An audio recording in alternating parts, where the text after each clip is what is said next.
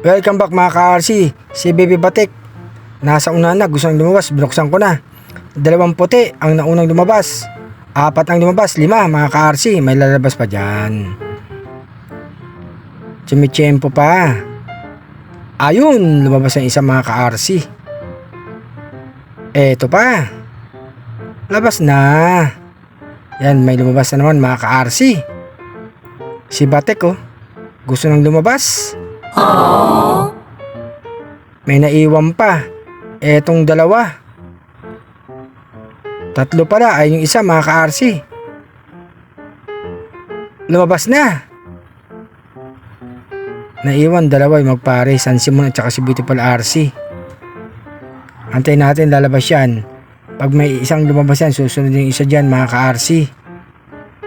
Yung mga batang ibon nakabiwing pa rin sa taas, maghapon na sila dyan. Ayun na, Beautiful RC San Simon. Lipad na. Ayun na nga yung mga ibon natin mga ka-RC. Nagparonda na naman tayo. Wow! Labas na. Padrino Batik. Si Batik lumipad. Si Padrino ayaw lumipad. May isang inakay dyan. Ambay talaga ni Padrino. Tagabantay ng inakay niya. Ayun na yung mga ibon natin mga ka-RC. Mga ganadong lumipad.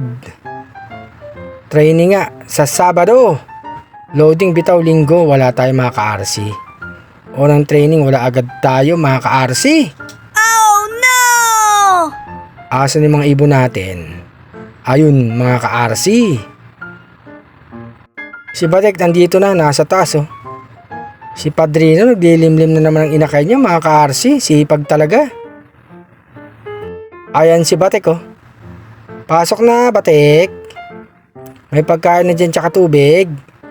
Tumutuka-tuka pa sa labas. Ayaw pang pumasok mga ka-RC.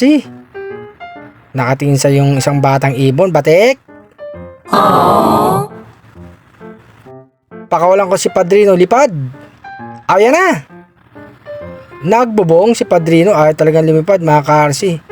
Gusto laging nasa loob ng kulungan, ayaw iwanan ng isang inakay nila mga ka-RC. Mabuti pa si Batik. Nakaronda na mga ka-RC. Si Padrino nasa loob na. Pagpaniko nga mga ka-RC, andito na yung mga ibon natin. Isa na lang nasa labas. May pagkain na dyan tsaka tubig mga ka-RC. Tignan natin dito sa loob. Ayan na sila. Mga flyers natin mga ka-RC.